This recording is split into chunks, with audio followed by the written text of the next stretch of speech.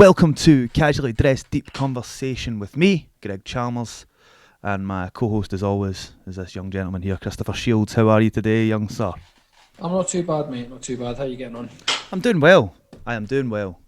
Our Excellent. guest this evening is the Managing Director of Deeside Water, Martin Simpson. How are you, sir? Good evening. I'm doing well today. Thank you. Good. I'm glad to hear it. So, unofficially, the kind of framework of our podcast has been based around this one question, which is, how has your lockdown been? Well, it's felt like a long time since life was normal. I've been working from home, which is something that I did before anyway, so that hasn't been such a big change for me. Yeah. But I haven't been out to the Deeside Water factory very often. Everyone's socially distanced. We're having to change our operations. There's only one person in the office. So there's a number of things around the operation which are different in practical terms. My working day-to-day isn't so different. I've got my computer and my phone.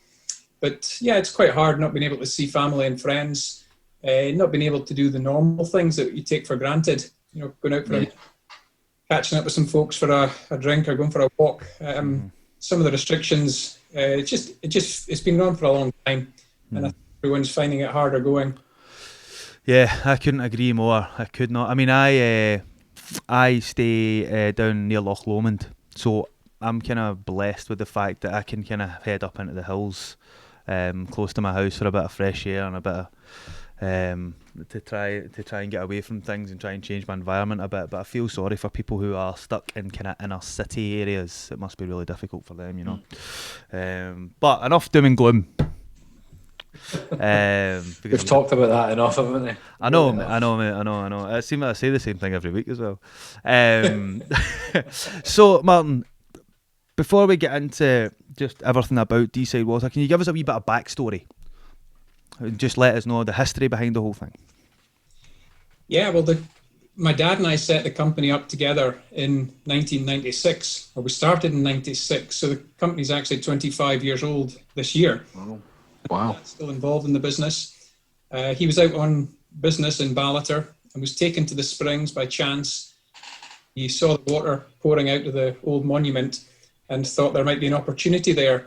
So we had a look at this, did some research, and found that the springs have got a wonderful, rich history going back centuries and a wonderful history of healing. And we did some research and thought it was worth having a go at setting up a new business to make this wonderful water available. And it took us about 18 months from the moment we first started looking at the whole concept to getting the first bottles produced. And it was a very big learning curve because I was pretty young at the time and had to learn about all sorts of things, you know, food hygiene and labeling and packaging and distribution, how to market it, setting up office admin, so it was quite a journey. So was your background in that sort of industry previously? No, it wasn't. I'd worked previously. I did a business degree, and then I'd had a couple of jobs in sales and marketing type roles. So marketing and PR had been a part of my early experience, and that was all quite useful when it came to the water, because that was a big part of it, really trying to create awareness around the brand. Mm-hmm. I was when kind of looking through bits and pieces that I'd seen online and stuff like that. Some pretty famous faces have made their way up to Ballater. Was it Queen Victoria? Am I right in saying? No, yeah, Queen Victoria. Is that right? Yeah, that's right. Queen Victoria is one famous visitor. She came from Balmoral Castle, which is just a few miles down the road from us. Mm-hmm. She came with some of our noble guests, and they drank the waters from the old Paninick Wells, and she wrote about this in her Highland journals. So there's an interesting history with her and the royal connection. Wow. Other famous visitors were Sir Walter Scott and Byron, and there have been plenty more over the years. It's incredible that it goes back that far, and it must have been quite the opportunity, you know, to take something that is. I mean, you think of the Scottish Highlands as a purity that comes to mind, you know, and the other thing that I'd seen as well, there was a thing that said it takes like 50 years for it from go to rainfall to going through the spring. How does it take that long? Yeah, the local geology is part of why the water's got these wonderful benefits. And the geology is basically granite rock with millions and millions of cracks through it. And the rain falls, filters through these cracks, takes about 50 years, and it goes down through a deep fault line and then comes back up under pressure at the springs. So these are artesian springs. It's a completely natural process. So we don't have boreholes and pumps. The water just comes out of the ground naturally. And sustainability is really important to us. Mm-hmm. This whole process is part of the natural water cycle. And we only use 1% of the rain that falls in 1 square mile around us. And whatever we don't use flows into the River Dee. So it's quite an interesting natural phenomenon. And these springs for thousands of years.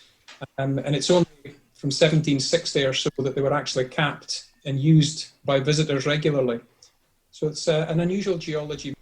So is it because of the geology of that area that gives the kind of qualities that people say that it increases sort of well-being and stuff like that? Is that have they kind of worked out what it is in particular that gives the water these properties? Yes, we have, and it is the local geology. The pure rainfall is the starting point, but then the water takes about 50 years underground, and in that time it gets bumped around a little bit under the rocks, and the rocks made of granite, so it's very hard. So the water that comes out is very low in minerals. Right. So it's extremely pure, and that's the first benefit. And then other benefits are the fact that it's got a small cluster size, so H2O molecules join together in clusters. Mm-hmm. And Deeside mineral water has smaller clusters than most waters, and this is due to natural factors. And because of that, it's very effective at hydrating cells and skin. So if you think about it, they're physically smaller, so they just go further and faster. Mm-hmm. And these are characteristics that are created by nature. Wow, and man. Healing history, because the springs go back centuries. And that's part of the reason that the water has the benefits that it does. That is incredible, man. That's so cool. Yeah, I mean, it's mad to think, like, you think people spend all these, like, the thousands of pounds a year is spent on all these, like, lotions and potions, and literally from our own country, and literally inside the hills. And it's like, it's incredible. There is this incredible solution. Is it quite rare for water to have that small cluster size? Yes, it is. This is a quirk of nature. There's actually some companies try to artificially make microclustered water. There's some companies, especially in the United States, and they try to make water with small clusters because of the benefits it has. But we've got it naturally, and it's not our doing. It's just a quirk of nature. But that's part of why it has the benefits that it does. Think about it, it's quite logical. It just more easily through your body. Stuff like that's incredible. And you think of them, like you said, Chris, like people with lotions and potions. You think people use Botox and to like firm out their skin and stuff like that. You know, if you like bathed in the water, it must have an effect on your skin. Surely. Yeah. Well, I'm going to advise against that, because obviously you want people to drink it. Like, just that guy in there having a bath. Last thing you want is people going up there having a bath. Well, that's actually how it all started. Really? 1760, a local woman was ill with a disease called scrofula, and she started drinking and bathing in the water. And after a period of time, she was completely cured. Mm-hmm. People flocked to the area to drink and bathe in the healing water. And that's actually how the village of Ballater grew up as a spa town, because so many people came to drink the healing water from the 1760s onwards. Wow, man. The local village of Tulloch couldn't cope, so they had to build Ballater town. Wow. And the local lord at the time built the inn that's still there, and he built the monuments that the water flows from. So there's a wonderful, rich history. There used to be a doctor on site, and he would prescribe the water, which would be used for skin conditions, for stomach complaints, for all sorts of things. And he advertised in the old Aberdeen Journal, and people used to come there in huge numbers to drink the healing water. So it was a spa town like Bath or Leamington Spa or Lourdes. And these other places are maybe better known, but Ballater has got its own special water. That's the reason that the village is there. You That's can't so cool. help. You can't help but feel like that's the easiest shift that a doctor's going to get. You're not feeling well. Have some of this water. What's that? You sprained your ankle? Water for you. Just take a wee drink, son. Let That'll that. sort you out. Yeah, that's good, man. So I would imagine, see for things like dehydration and stuff like that, because of the small cluster size, is it more efficient at hydrating somebody? Yeah, that's basically what it is. And it is to do with just the size. It can pass through cell walls more easily. It can move more easily through the system in the body, just because it is smaller. And as a result, your increased hydration, your cells are more hydrated. So that's got benefits, because it's well known that dehydration causes problems, whether it's fatigue or a lack of concentration. There's all sorts of things that are well known around dehydration. And in this case, if you can remain well hydrated, you're better, you've got more vitality, more energy. And it's also visible because your skin looks more radiant, and people generally feel much better when they're hydrated. That part is very well known. And I guess with Deeside Water, we just like to explain that there's a difference. Not all water is the same. Yeah. It's different characteristics, not just the mineral content or the pH, but there's structural things within the water which most people don't know about. And it's interesting just to explain that to people. Yeah. I can imagine. Joe, I was just thinking, I was looking at Martin and thinking, I bet he's like 120. And look at him. The skin of a schoolboy. He's just been so he's talking about he was 1760. He was there. He was there. That is amazing. So I take it, because of these qualities, that you were mentioning that some companies are trying to artificially recreate this, but there must have been sort of educational institutions that must have come to you and said, can we have a wee look at what's going on here? Yeah, we've actually undertaken a number of laboratory, clinical and hospital studies to try and confirm some of the qualities and to try and explain what's going on. We've been doing that for over 20 years, and it's really helped us to understand the science and the chemistry. Because the historical stories are fantastic, and it's all true, and it's all good stuff. It's well documented. But people are skeptical and they want evidence. So we've set out to try and produce as much science as we can and explain what's going on so people understand it. And to do that with external laboratories or hospitals or universities where they have the credibility and also the equipment to measure things. We've done a lot of testing just to try and prove that Deeside Water is different, and to show that hopefully it's, it can encourage well-being for people. Yeah. You said something earlier on that if you could expand on it a bit, like you were talking about the pH of water. Now, I have a loose memory of pH, right, from school a long time ago, right? So what for anyone who's listening that doesn't know what pH is, right? What is the importance of the pH of the water? Well, pH is a measure of hydrogen ion concentration, which in simple terms we think of acid and alkali, but actually it's the number of hydrogen ions that are present in a liquid. But a small change in pH means a very large change in the number of ions. And these negatively charged ions are donated to the body to neutralize the free radicals, which can be harmful. So the pH of Deeside Water is around 6.1, and that's lower than most waters. But because of that, we've got vastly more spare ions, and these ions then get donated to the body to neutralize free radicals, which are part of the aging process. So the pH in water is quite important, although this process isn't commonly understood. Yeah, but it's definitely not, because I didn't have a clue about it. So you were talking about the aging process.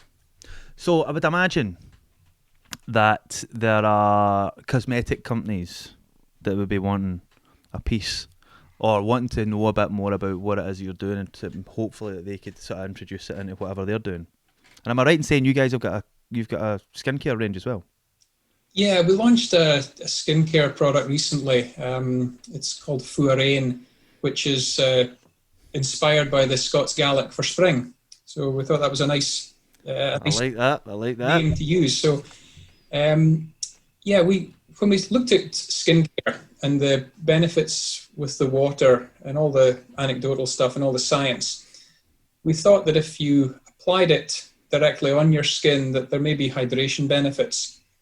So we developed our own cream with the water as the base, because many skincare products just use filtered tap water or a base that is, let's say, not so active. Mm-hmm.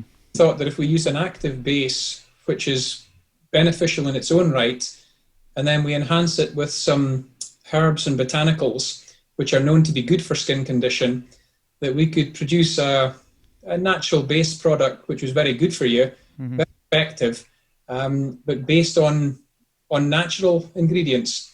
And that's what we've done. So that's a fairly new venture for us, but it's based on the benefits of the water.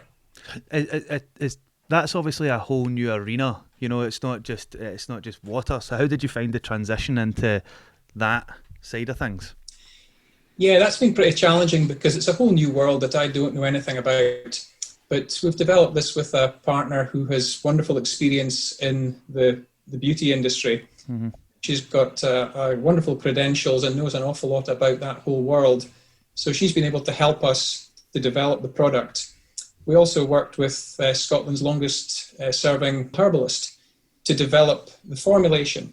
Oh. So Brian Lamb, the formulator, he took medical herbs that he knows are beneficial and he's blended them with the water to give us this wonderful, rich, luxurious cream that is really very good for you. And so the combination of expertise from people who know about these things, because I have no clue about these things, has helped us to bring that together based on Deeside Water and then using these other excellent ingredients. So the aim is to try and put this out as something that is, naturally good for you. Mm-hmm. Is it, throughout the world, Scotland is revered. And I kind of alluded to it earlier on when I said about the purity. You think you go to America and you tell people that you're from Scotland and they have this vision in their mind that we all kind of live in a bothy together in the middle of nowhere, right?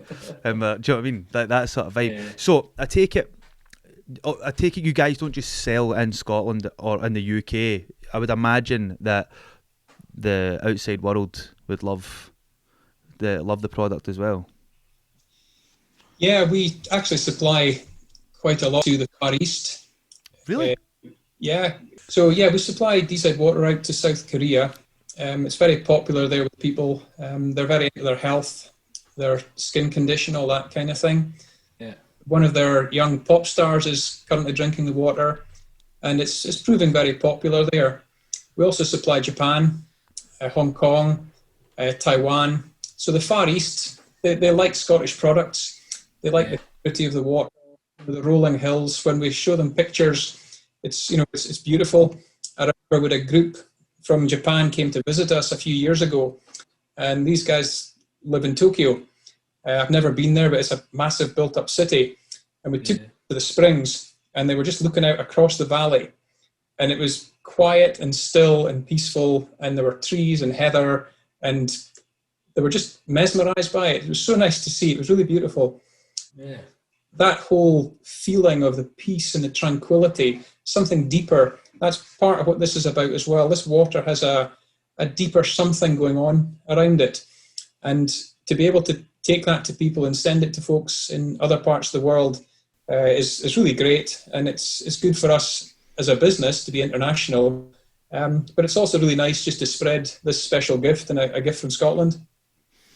See, I love that. I love all that. See, when you're saying that, you feel it's got nothing to do with me, but I feel proud. I'm like, go on, Martin. You sell it to them. I love that. I really do. Because, do you know, the Cairngorms in general is a spectacular place. It's beautiful. Do you know, it's been a long time since I've been to Aviemore. I love Aviemore. And we actually planned to go to the pyramid thing up at the Balmoral estate. That's up near? Yes. And actually, I saw a picture today, and I just thought it was very fitting that I was going to be talking to Martin tonight, and I saw that picture again.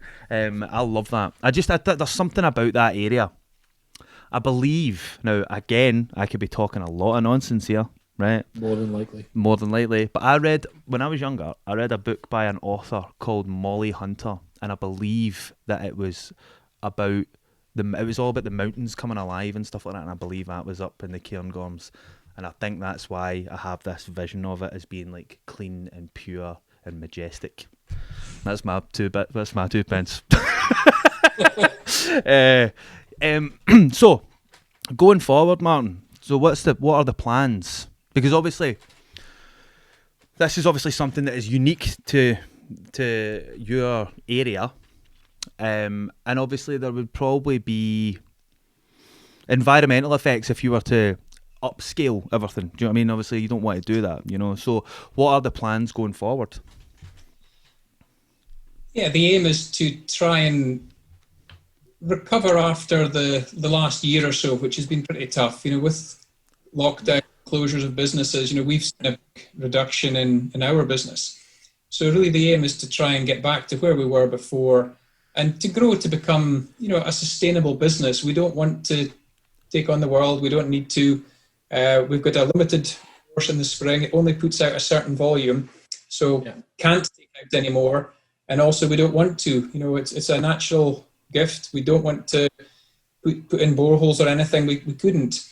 You know, part of our mission as a business is to actually protect and preserve the area. It's been a blessing for centuries. So to protect and preserve it is part of why we do this. So of course we want to have a successful business. We employ local people, but we don't want to become, a huge business. We're very keen on the sustainability, our ethical credentials, and try and be a conscious business that does things in a good way. We look after staff. We've got wonderful people who've been with us for many years, some of them over 20 years. Wow. So to try and do our bit within our business to offer, a wonderful product that does good, and to try and grow it internationally, because there's people around the world who love the whole thing of the Scottish purity in the water and the whole story. So that's what we'd like to do. And then with Fuarain skincare, it's a different way to offer a natural product out to people. And we'll try and grow that and see where that takes us. Yeah. It's just, like I said, I'm just taken with it. Because, so, when I had heard about Deeside Water, I'd actually seen it before. I'd seen it in supermarkets. I was going to name a supermarket there, but I remembered. Can I do that, Greg? So, I'd seen it in supermarkets, and I never knew the story behind it. And it wasn't until I was sort of introduced to it, when you see you are introduced to a product that's not like, something that is shoved in your face all the time. You know, your Nike, Adidas, and all that. You don't know the story. You don't really know the story behind it. I think it's there's an authenticity about it. I think that's exactly what I was about to say. Yeah, people 100% buy into that as well. People buy into authenticity. There's this thing that it's not. You get this immediate sense that it's not kind of manufactured or kind of generated for. Immediately you just kind of buy into it. Like you buy into it straight away. The minute you read it, you're like, read all this stuff. You're like, this is incredible. Like, why is this the first time I'm hearing about this? This is incredible. Like, we need to tell people about this. Because I think it's the same with whiskey. You think whiskey has a certain, people have a nostalgia about whiskey, and they kind of the opinion of whiskey, I think, is it's pure. Do you know what I mean, and stuff like that. But I don't think we're known for it. When you think water, you think France, maybe, or do you know what I mean? But we should definitely be making a bit more noise. I'll be honest, I think Only Fools and Horses. I think in the Peckham Springs. Where I knew that's what was going on. the taps and stuff. That's just where my head goes. Yeah, that's absolutely brilliant. I remember that episode where we actually started out hand bottling in a small room, a small kitchen, a bit like that. Luckily, our water doesn't glow. we were hand filling out of 2 taps, and we used to deliver out of the back of my car.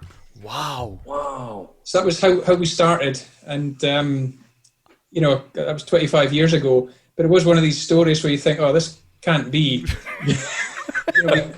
We built it up, and we got some positive results and some good publicity, and it's grown over time. So we're a small business, but it's serious in that we're absolutely. When we supply major customers around the world, but not some huge organisation. And made about the publicity, it's very hard for us as a small business, a family business with limited resource, to compete with the big guys, because they've got huge budgets and they're very well-known brands. So for us, it's important to try and explain a little bit about why Deeside is different, and just try and make people aware of it. And if it's of interest to them, then fantastic. Do you know what? I just want to go back to your talking about when you were bottling it.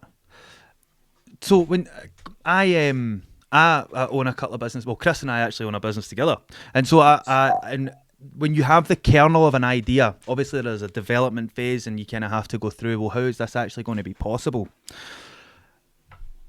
I'm just really interested to know what the thought process was. You thought, do you know what? We need to do something with this, and then for it to go from there to bottling it, and then to scaling that up. I would imagine that it's not still. Is it still hand bottled, or is it done mechanically now? No, we've got bottling equipment. We've got a proper bottling line that can produce in greater volumes. It's a small line compared to the bigger operators, but it still allows us to produce commercial volumes of water. But we started hand bottling, and then we got a little labeler with a conveyor belt, and that speeded us up. And then we got an automatic capper, and that speeded it up. And then we put in a slightly bigger line. And just over time, as we grew and as the water became more popular, we had to scale up. We had to do it a bit at a time. So, add a bit more and a bit more. So the result has been, it's probably not been the easiest growth, because we've always had limited resources. But we've now got a nice setup. We've got a modern factory, good distribution network, so we can operate well from where we are. But it has been a pretty difficult journey. And I think a lot of small business owners will relate to this, or anyone who works in a small company. When something goes wrong, you need to fix it, because there's nobody else. There are challenges that we all face, and with limited resources, it can be quite hard to get anywhere. And we've spent an awful lot of time on it, long hours, weekends, all sorts of things that you just have to do to get it to work and to make things happen. And luckily, we've got wonderful staff as well, very dedicated, and people who've really committed a huge amount to help the business grow. And I think for everybody, it's more than just a business. It's not just a job. It actually has some meaning and some focus, and that's nice. I think there's more to it. We all spend a lot of time at work, so let's try and make it as enjoyable as we can, and try to encourage good ways of working together, and with our customers, with our suppliers, just try and do things in the right way. There was one other thing that I wanted to ask, and it's beneficial for pets. So people give Deeside Water to their pets, am I correct? Yeah, that's right. My sister's got a dog, and I'm not going to lie, it gets tap water. I feel shamed now. We've had a number of pet owners contact us over the years to say that they've been feeding their pets with Deeside Water, and that they've experienced benefits, for whatever the problem was. And we've done some testing. We did some work actually with the parrot zoo, because parrots are quite temperamental and they do self-harm. And there's a whole thing about the water helping to calm the temperament. Wow. We did some work around that. We've tested it on thoroughbred racehorses, on dressage horses, again around temperament and also how they look. The a glossy coat and all that kind of thing. But then for your very popular pets like dogs and cats, we've got some people now that tell us that they only feed their dog and cat Deeside Water. It'll either refuse to drink anything else, it kind of turns its nose away when it's offered something else. So trusting that the animal's intuition is good and they know what's good for them. Do you know, it's also it's interesting because obviously from hearing about this from my big cousin who suffered with kidney problems and he was moved on to your water, and he noticed a marked difference. My sister was diagnosed with arthritis, and I told her to get onto your water, and she did it for 3 months, and her feet are nowhere near as sore as they were. Wow. It's incredible, man. Yeah, that's fantastic to hear. And these are the kinds of stories that we get from people.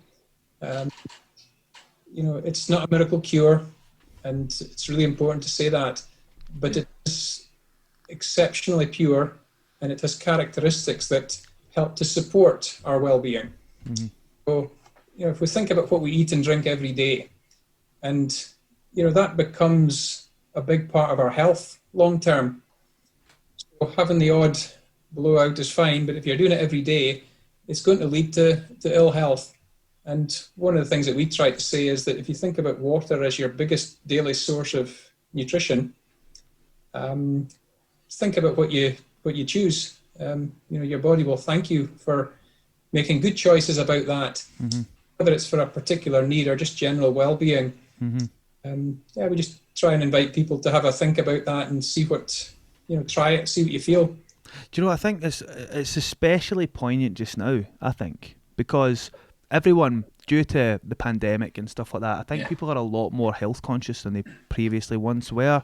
And I think you also get, throughout lockdown, everybody just seemed to take up hill walking, which is fantastic. Scotland's been the sick man of Europe since I was at school, is when I heard that phrase.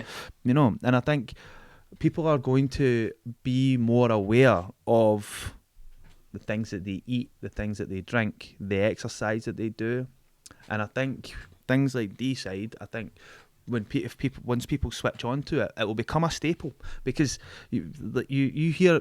I think you look at the people who go on I was going to say diets, and I don't want the vegans to start hating me here before I say nothing against vegans, but a lot of people have started vegan diets and stuff like that, because and there has been an escalation and stuff like that. People are more aware of these things that they're putting in their body, and I think that's definitely a good thing, especially for Scotland, because like I said, we do like deep fried Mars bars.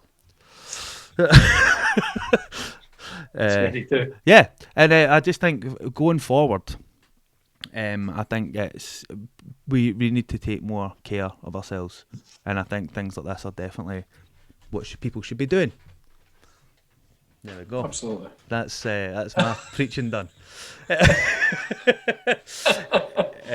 went better than I thought. When you started out in the vegans, I'll be honest, I was getting nervous there. I thought we were going to spiral down, and it was story time with Greg. But you've done well. I'm proud of you. Yeah. Well, I try my best, mate. I try my best. Right, okay, gentlemen. Well, listen, Martin, thank you very, very much for coming on and talking to us. I really appreciate it.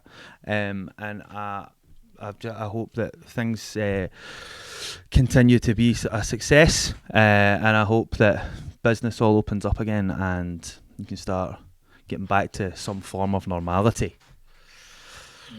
Yes, well, absolutely. It's been a pleasure to be here with you. Thanks very much for having me. I hope you found that interesting, and you're very welcome. Come and visit us. Come to the spring sometime, and we'll show you around and let you see the place. Brilliant. I'll bring my loofah, so I don't have to get Botox anymore. Right, okay, gentlemen, I'm going to sign off just now. Thank you very much for listening, folks. Please hit those like and subscribe buttons.